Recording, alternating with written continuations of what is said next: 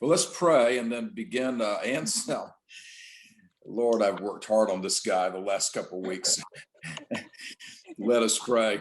Oh God, we thank you for all the important people who have been forerunners of us, and that as they mimicked and imitated your son, Jesus, may we find in their lives something to emulate. Guide us as we look at Anselm this morning, your servant way back, and may we glean elements of his life to be useful and applicable in our own day. Through Christ our Lord. Amen. Amen. Well, there's a lot of biography to go, but I'm going to just hit some highlights, just because you don't want a lot of details, but enough to know the context of this person and what he was facing, and the general views that were going on in his day. First, it's noted that he's from Italy. He served in France. He later was the Archbishop of Canterbury.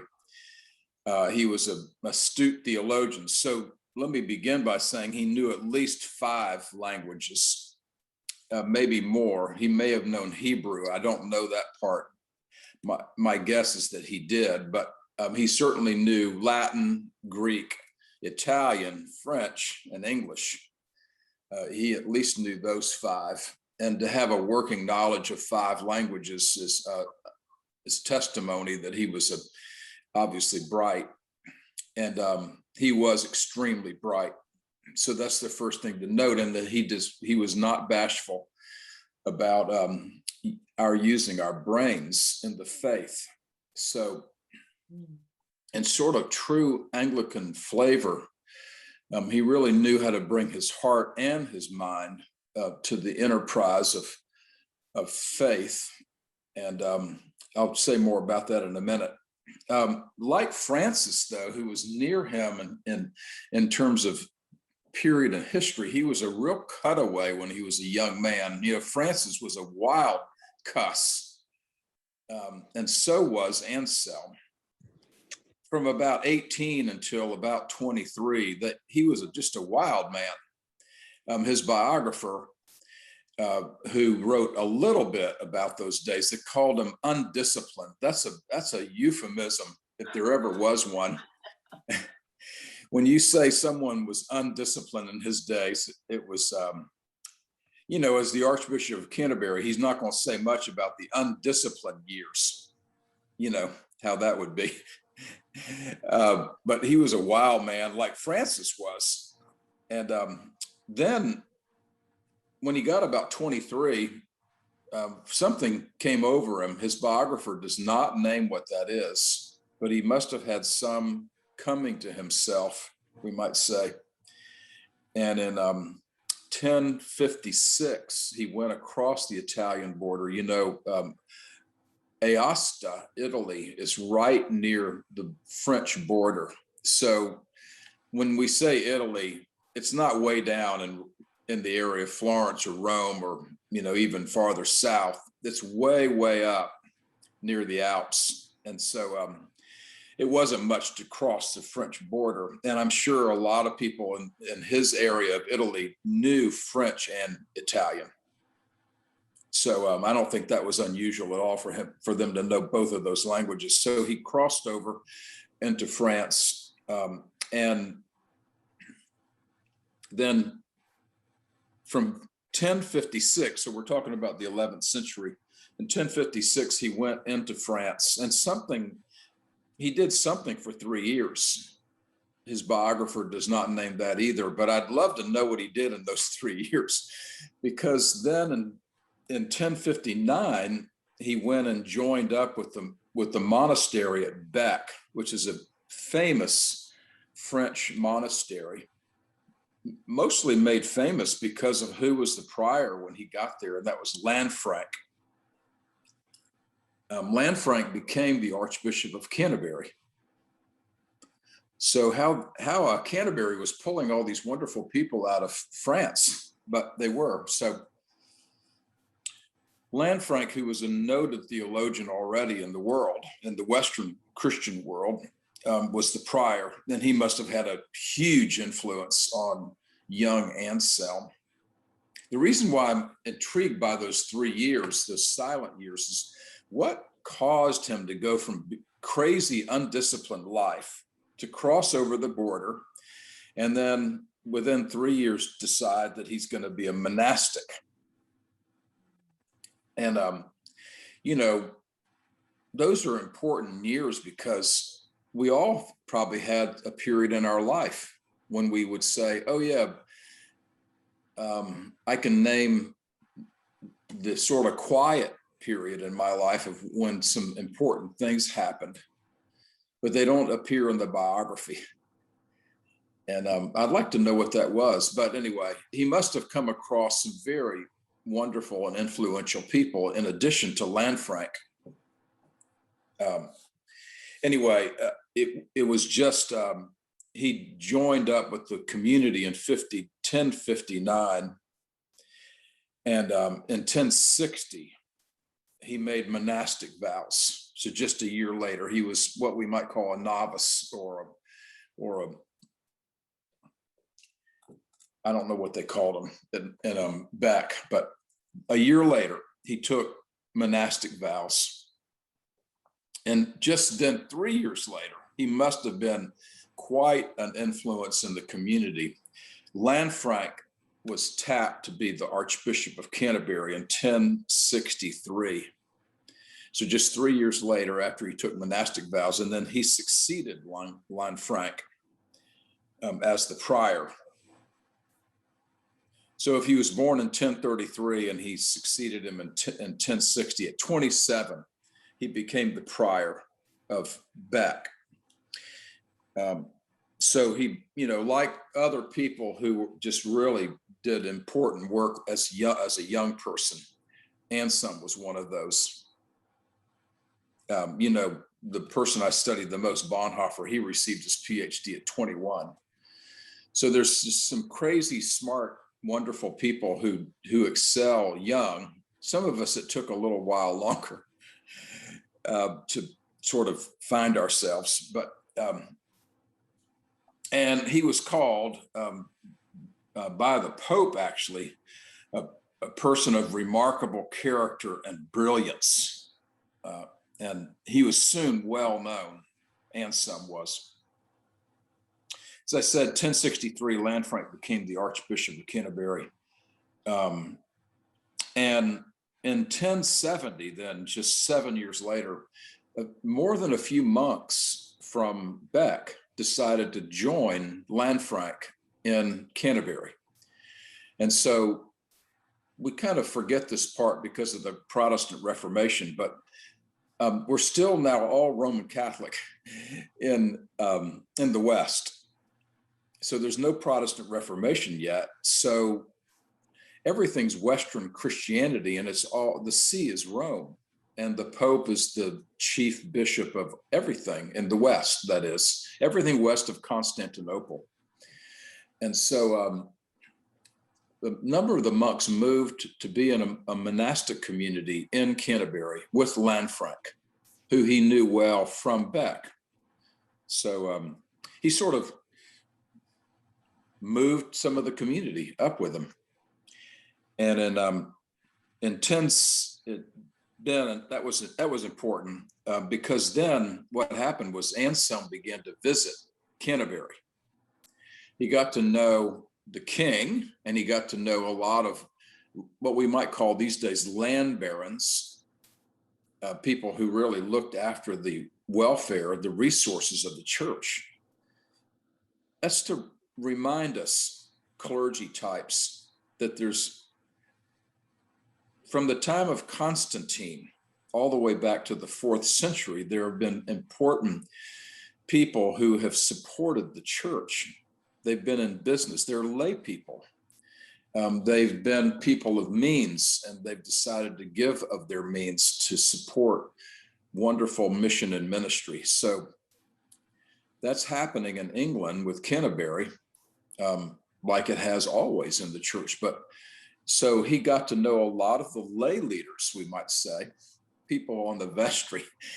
There are people like that, people who were out in the economy, um, making money.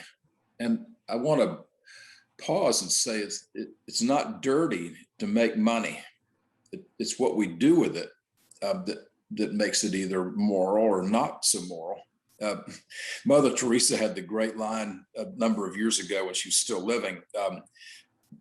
All money's dirty, but I clean it up when it comes to me. I like that.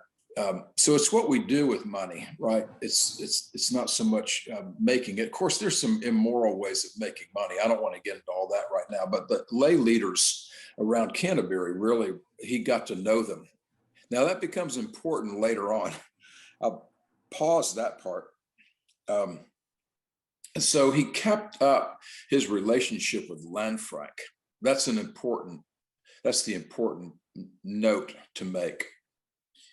And it's a little sidebar, but it reminds us that even the most important, influential people in our world, they still need mentors. I don't want to get into politics right now, but I saw where President Biden visited President Carter and Mrs. Carter yesterday in Plains. If you're a Republican, just hold the politics for a minute. I don't mean this to be political, but wasn't it wonderful that he went to see the Carters? Because when he was a young senator, Carter really was somewhat of a mentor for Joe Biden. Quite apart from whether he was a good president or not, that is Jimmy Carter, he was an important mentor for Joe Biden. And wasn't it great that Joe Biden went by his house to pay tribute, to keep the relationship up? That's a little bit like all of us have had. You know, we want to be in touch with the people who've been important to us. Owen Courtney knows one of my important mentors was Frank Vest, and he was the rector of the first church where I was a young priest. And I maintained a very close relationship with him until he died. And I did that because I was intentional about it. So I want to, excuse me, I want to encourage all of us to model ourselves on that part of Anselm, to stay in touch with the people who've been important in our life. So let me move on. Valerie tells me I get too involved with the details in the middle and then don't finish. So in 1078, an important thing happened. Herluum was the abbot, not the prior, the abbot, the head of the whole order in Bec, and he died. Anselm was already prior, of course. Excuse me.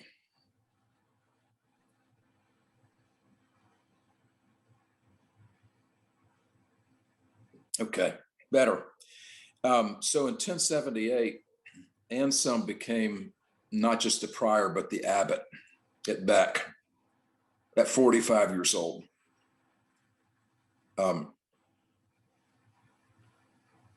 Fast forward in 1089, then some 12 years later, after he was the abbot, Lanfranc died. The See of Canterbury was vacant for 4 years, 1089 to 1093. Why was it vacant? Because William I was the king, and he was also known as William the Conqueror. If you know royal history, William I was quite a figure. He was very domineering and really ruled with a metal fist. And William the Conqueror, you can imagine what that looked like. And he and Lanfranc did not do well towards the end of Lanfranc's archbishopric. So he left it vacant. In 1093, William II, his son, became king. And he appointed Anselm as the Archbishop of Canterbury. Now, let me hold the music for a minute and say, this has been an ongoing struggle all the way back, even before Anselm and Lanfranc, of who was going to be in charge of the church in the British Isles. So Henry VIII did not make this up, folks. This conflict went way, way back, way before Henry VIII.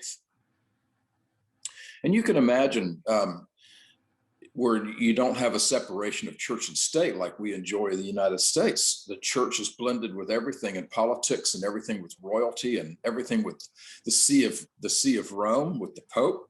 And so there was obviously a triangulation going on between the Archbishop of Canterbury and the King of England and the Pope. Well, that wasn't, we know how that rolled out in the Protestant Reformation,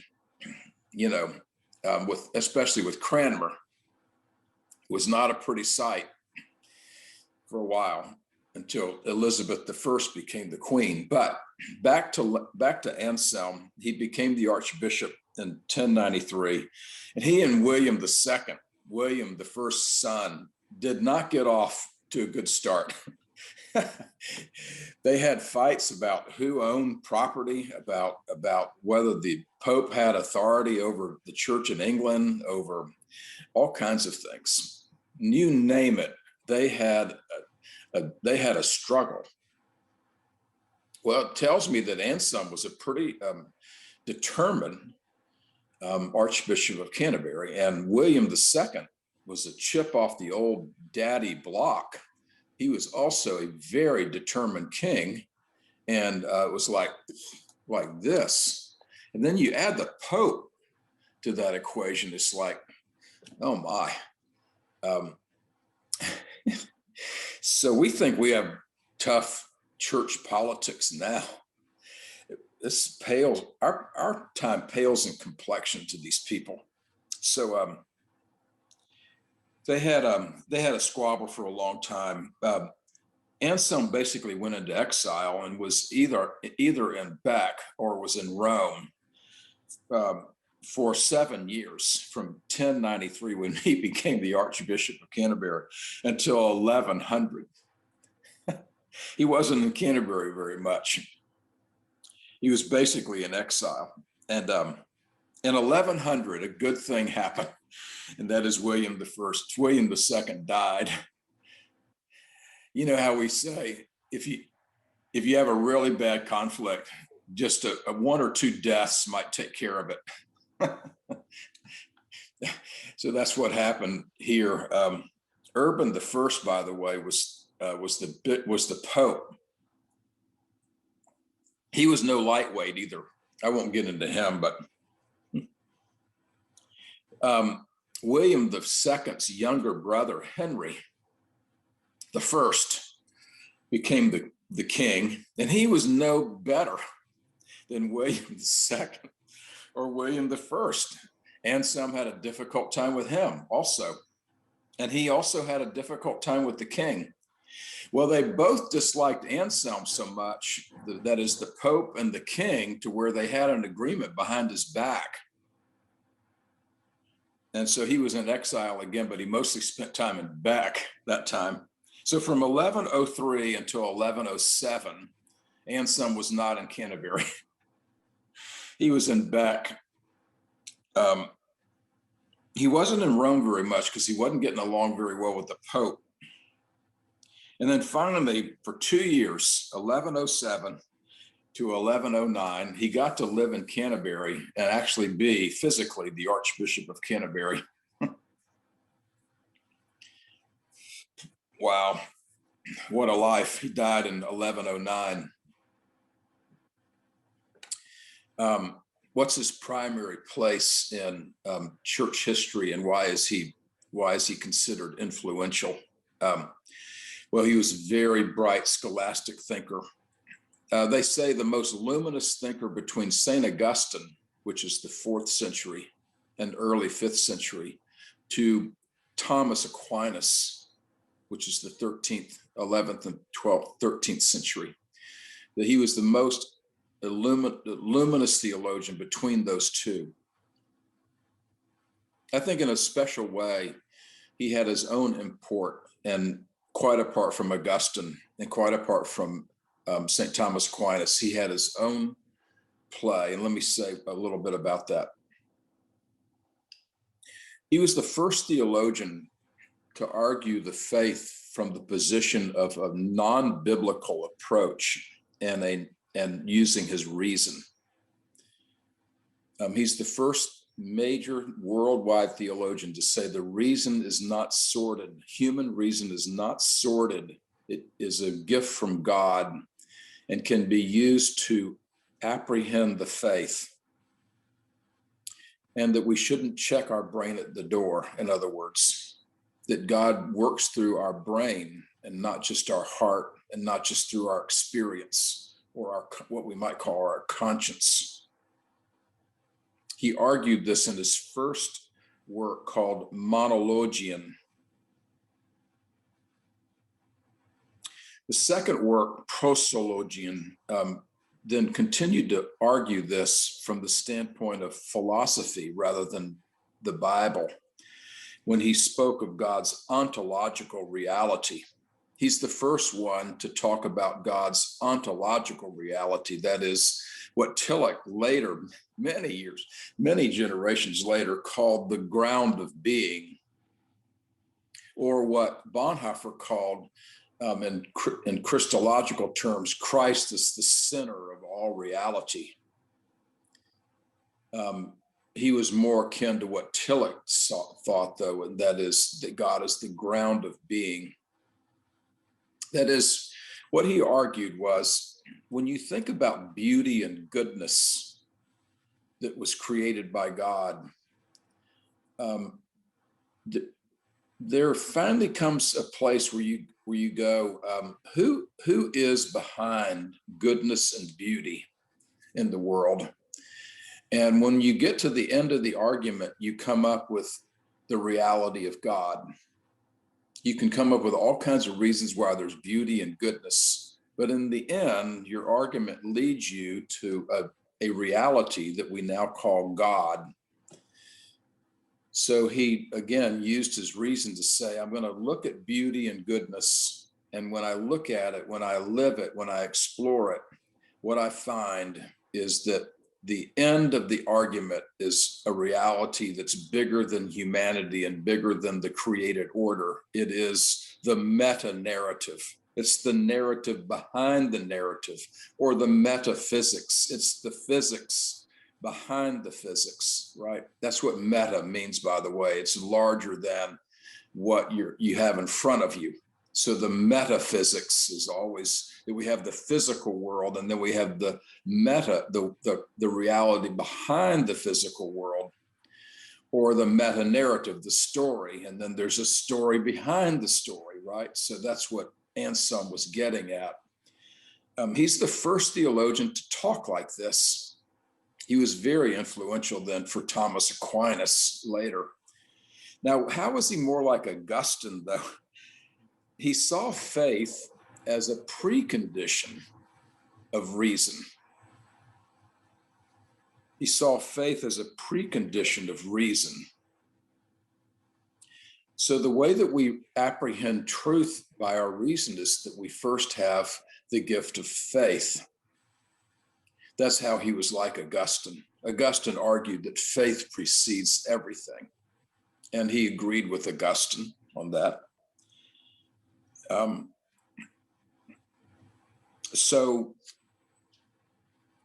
And he then came up with his opus work was Cur Deus Homo, where he talks about the loving and ordering of the Logos of God.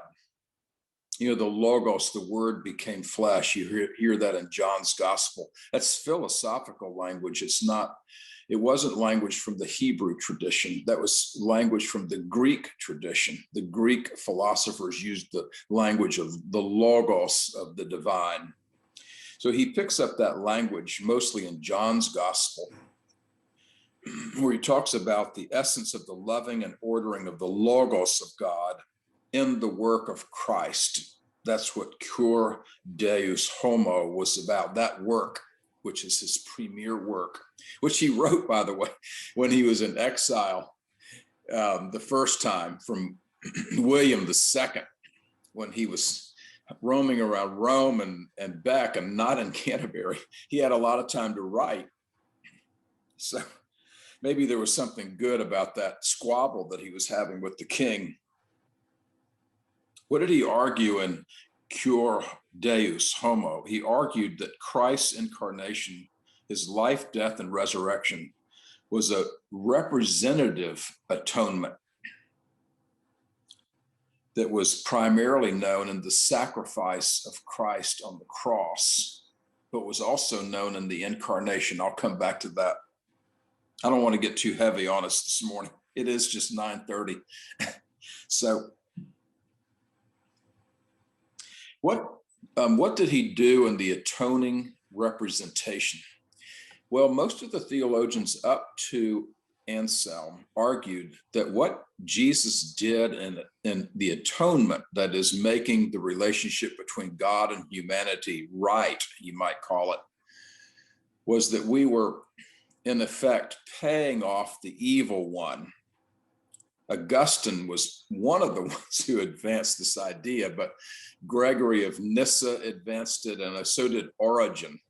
Those three were the primary, you might say, culprits to advance the idea that in the fall of humanity, the evil one took hold of humanity. And then as Christ offered himself as both fully divine and fully human, what did Christ do? He paid a ransom to the devil to unleash the devil's hold on humanity, so humanity could then be in a relationship with the living God. He reconciled us to God by a ransom to the evil one. That's the way that works, they thought. That's called substitution penal atonement.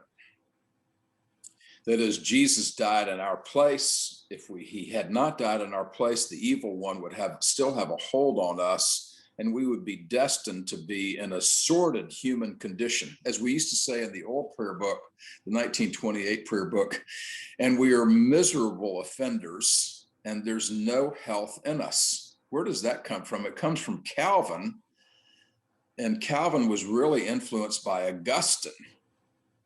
Okay, so Calvin picked up this, one of the 5 points of Calvinism is total depravity. That's one of the 5 points of Calvin. That's why I'm not a 5-point Calvinist, by the way. Maybe 2.5, but not 5. And so let me go on the theological rung here for a minute. Luther was very influential to Cranmer, who then put together our first English prayer book. Luther was very influenced, excuse me, by a whole range of people, including Anselm. Luther was influenced by Anselm. And so what you have in the Anglican Lutheran strand or thread is not in terms of sin and grace. Luther was famous for wanting to side on the side of grace, and therefore the field of play for grace and free will in the Lutheran and the Anglican world is much bigger than it is in the rest of the Protestant world, who were influenced by Calvin. So all of that fits together, doesn't it? So Anselm argued that the atonement was not a ransom to pay off the evil one. The representation, see the difference between that and a ransom. The representation was to relink the relationship with God by being God's representative. And what did Jesus atone for? It was to atone us back to the majesty. That's the word he used, the majesty of God. That we have a majesty built into us. That's the word he uses, rather than the will of God. You've always heard we have something of the image of God, the imago Dei. That is, we have some of the image of God built into us, or we have the image of God built into us. Instead of using image, imago Dei, Anselm used the word majesty of God. I kind of like that, actually. He gets it again back to his work on beauty and goodness. So what did Jesus atone for, according to Anselm, was to reconcile humanity to God by being God's representative, to usher the avenue, you might say, or some might use the word metaphor of the bridge us back to God's majesty, or the image that we have in God. So the difference might be like when an ambassador of the U.S. goes to visit, say, France, goes to Paris and is the ambassador of the president and the U.S. in France. When she or he walks into any office in Paris, she or he is the United States. When they're in that office, you see how that works. When you're the ambassador, you are the United States. You embody the United States when you are in that office. You're not just a symbol of it, you embody it by its values, by what you say, by the way you carry yourself, by the way you treat other people, etc. So this isn't just a symbol, it's in real terms, flesh and blood. You occupy the US when you're standing in Paris, right? Well, it's an incomplete illustration, because you would say, well, but that's still a fallible human. They still could make a huge mistake on behalf of the United States. So that part doesn't work, but let's just say in its purest form, that's what it is. And that's what Anselm saw in Jesus. Now, the only person who could do that, according to Anselm, the only person who could be the full representation of the majesty of God was God's character and essence. That's where he gets to the incarnation. So let me go there now. What specific influence did he talk about in Cur Deus Homo? Let me check my time. We're doing okay. So he has two parts in Cur Deus Homo, where he talks about about bringing us back into the relationship of the majesty of God.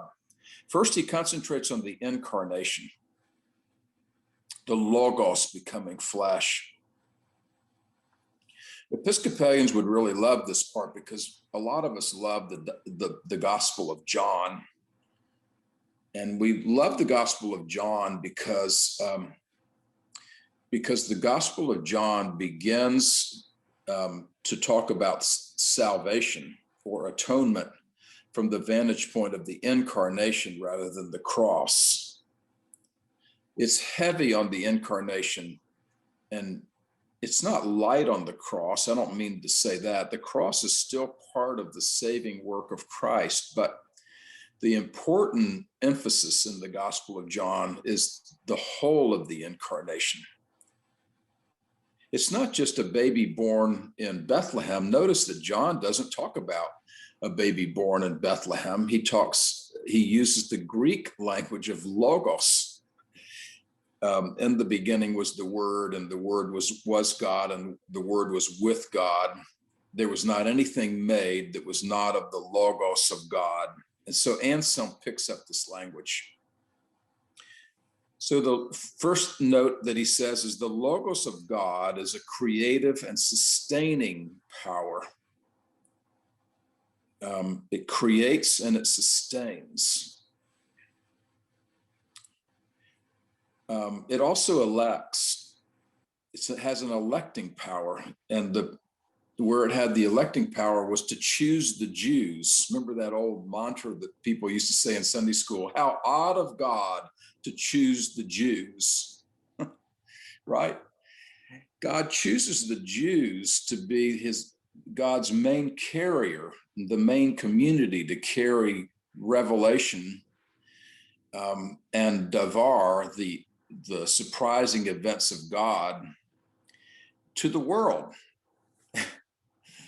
So Anselm picks up this power of God to be the creative, sustaining, and electing power. Then he talks about the Logos made flesh. Jesus became the pure representative. I mentioned that earlier. The Logos of life, he talks about third, conveys life to others. It's life-giving. Fourth, the Logos is received. This is the first theologian to talk this way, by the way. The Logos is received by our senses. Notice what he does. He doesn't just talk about reason as a cognitive ability, but he talks about reason as all of the human faculties. Who did this later was Richard Hooker in 1600 when he wrote the Laws of Ecclesiastical Polity. He wrote about scripture, tradition, and reason as being the authorities of the Anglican Communion for all Christians, actually, not just for Episcopalians. And when he talked about reason, that is Richard Hooker in 1600, now this is some 550 years later, Richard Hooker picked up this idea of Anselm and talked about reason as all the faculties of humanity. So how do we receive the Logos of God? Through our senses.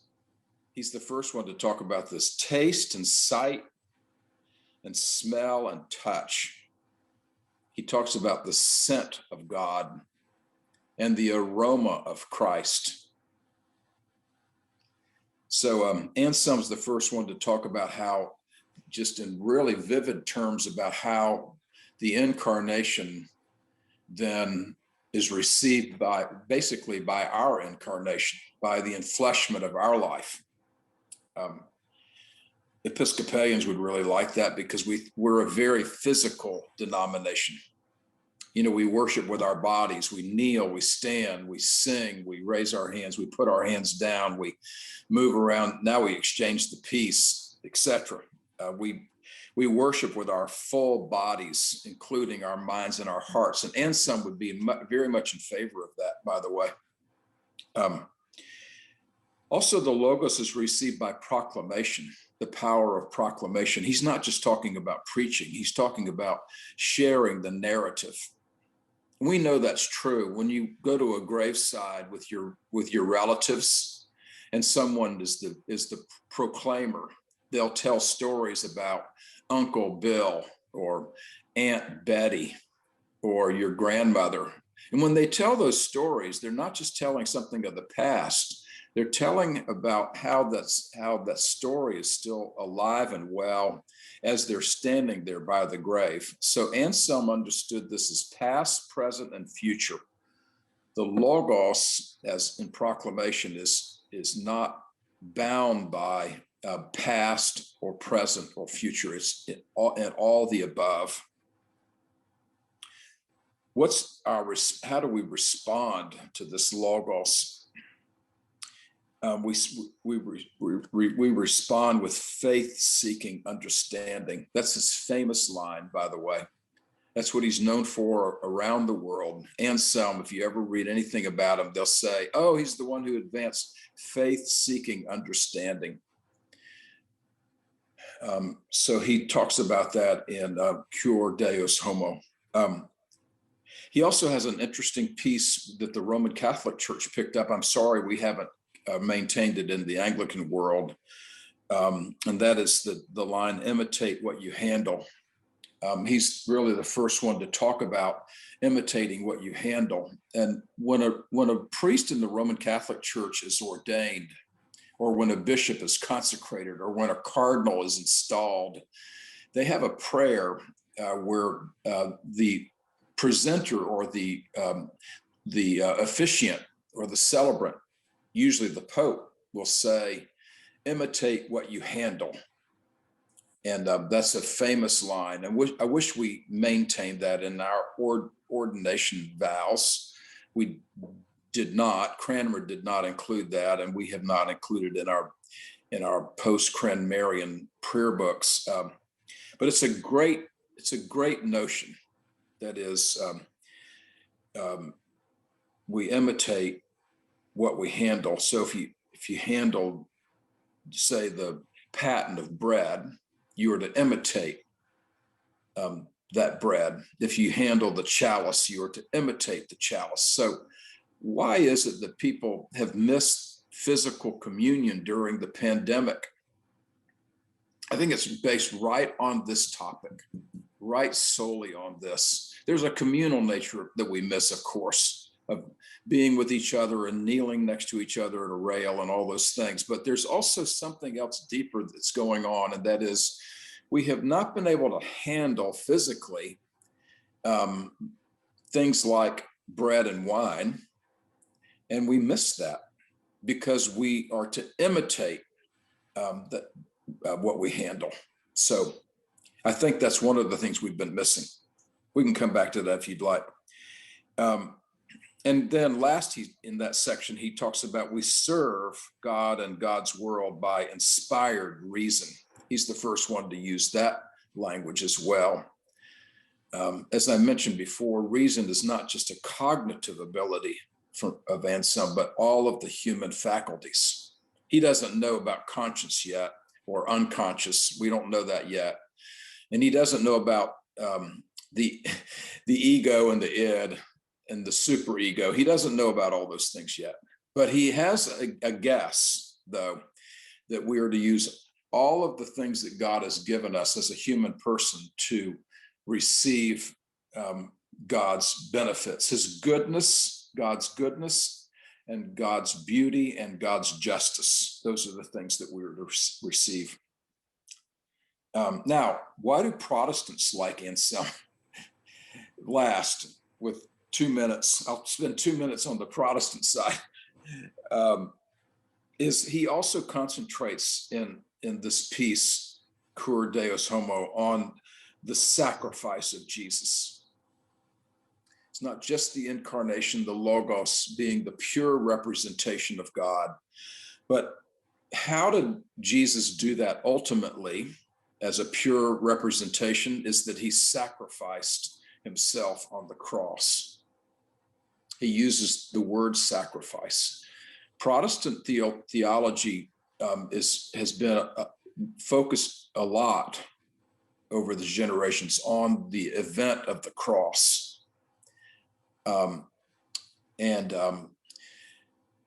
As well it should, but some people believe that maybe the concentration is too heavy and doesn't concentrate enough on the incarnation. But hold that for a minute. Anselm does speak of the sacrifice of the cross, and that what happened on the cross was not so much that Jesus was spilling blood as the scapegoat was noted in Hebrew tradition. That is, on the Day of Atonement, Yom Kippur, the high priest in Hebrew tradition had a sacrifice of a pure animal, took the blood of the pure, unblemished animal, and then threw it onto a goat, and then they whipped the goat out into the Judean desert, where it could not be seen any longer. They would whip it through the Kidron Valley, over the Mount of Olives, and into the Judean desert. And it was called the scapegoat. And they threw the blood on the goat, and the goat went off into the wilderness, never to be seen again until the next year. See, the atonement wasn't a permanent effect. It had to be redone every year. So Anselm doesn't talk in that term, although some people have read him as meaning that. That is when he talks about sacrifice. Protestants get all lathered up and we think, oh, he's talking about penal substitutionary atonement. He's really talking about a representative satisfaction is the word he uses, not substitutionary atonement, but God is satisfied that humanity now has a reconciled relationship with the living God that was accomplished by the sacrificial love of the God-man, of the person who in the incarnation was all God and all human being.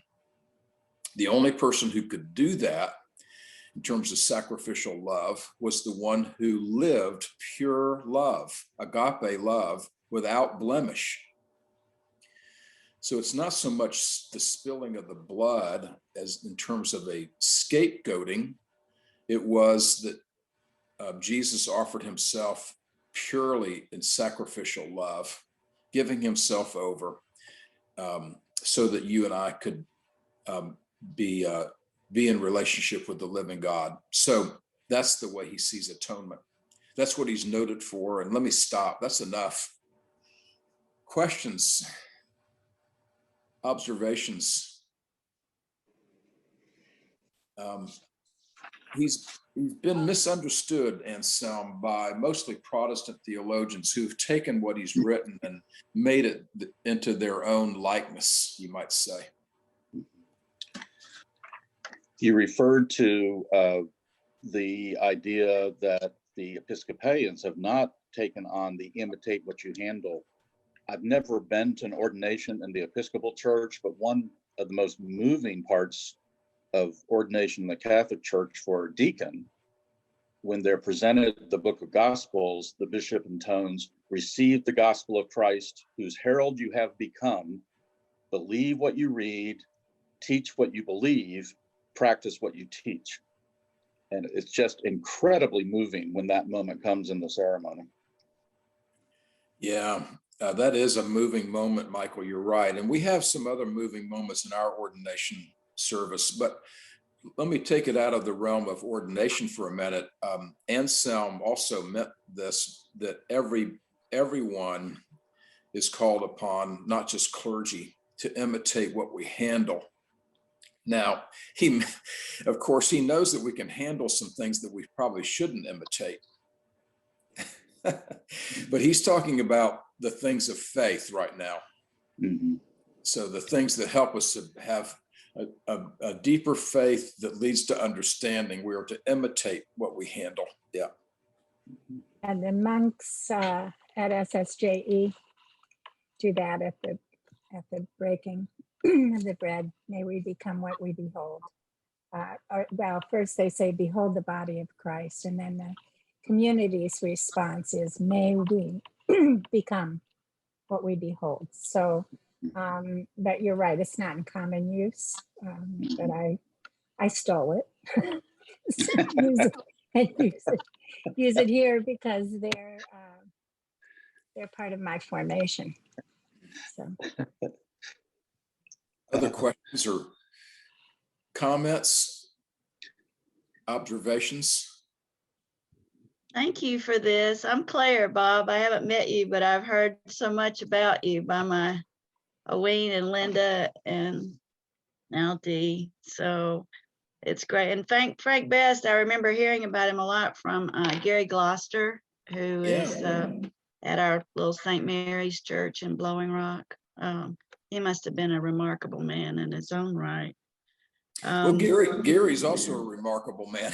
He is. I love him. I would follow him anywhere. And he's funny too. He hasn't lost his sense of humor in spite of everything he's seen in the world. He has kept his sense of humor. He's had to serve with people like me, so he's had to have some humor. Well, he shares it for sure, from the pulpit and from the aisles, and he's an amazing man. But I've so enjoyed this because I had never heard of Anselm.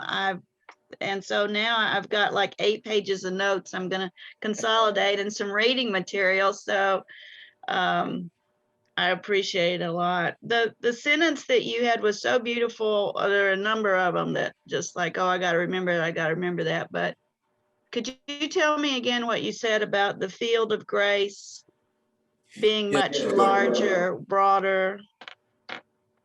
yeah. So when it comes to free will, for example, or what I would say is the field in which grace roams.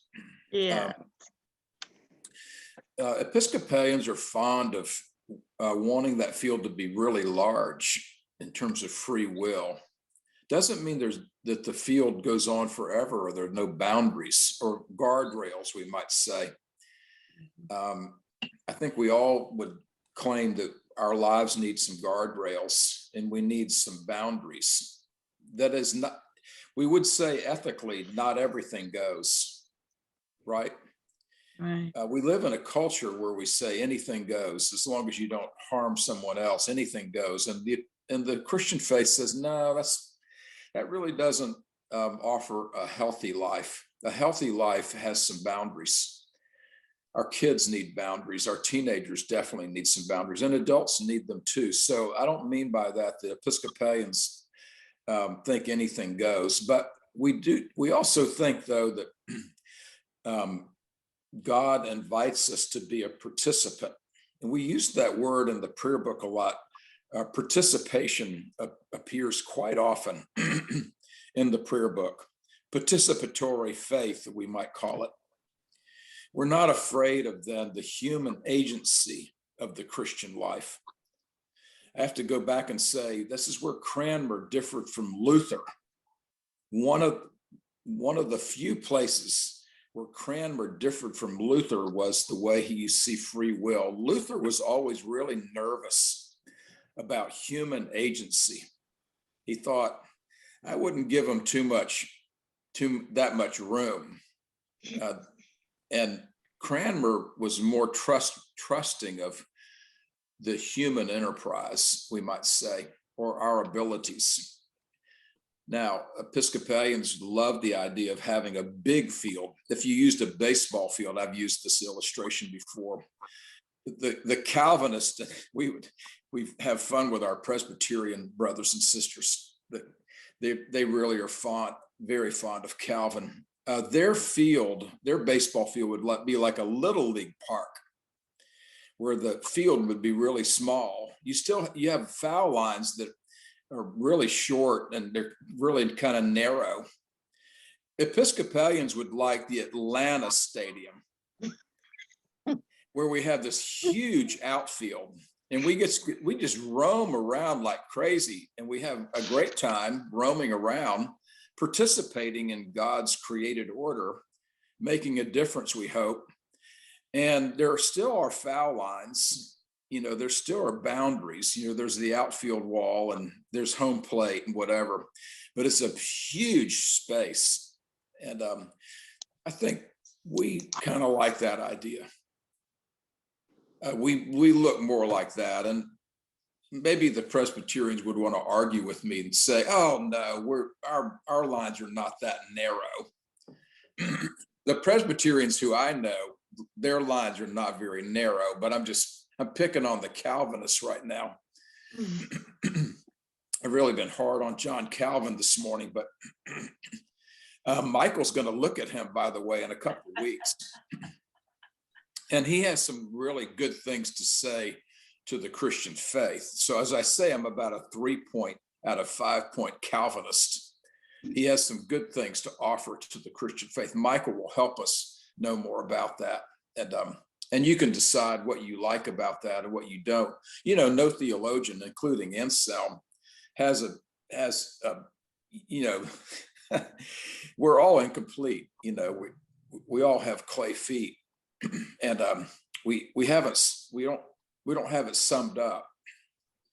As we say, we would be half baked. We're on our way, all of us. So Anselm needed Thomas Aquinas, and Thomas Aquinas needed needed people like Luther and Cranmer and Calvin, and they all needed people like Kierkegaard and whatever. And now we need people like, like Rowan Williams, or Justin Welby, who's the current Archbishop of Canterbury. So we all need, and I don't mean to just name men either. We've needed a lot of the women theologians. I hasten to add that we sometimes forget that part. And the church has really recovered wonderful, dazzling female theologians who've come along the way, right? So I think our time is up. Wayne, thanks for hosting us this morning. And Anselm's Day, by the way, is April the 21st. And this is a little trivia, but see if I have it here. Yeah, I do.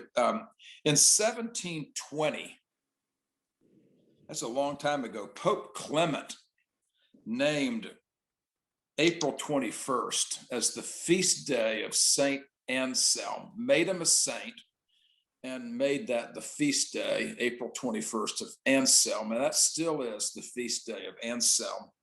And when he made him, conferred on him sainthood, he called him the doctor of the church.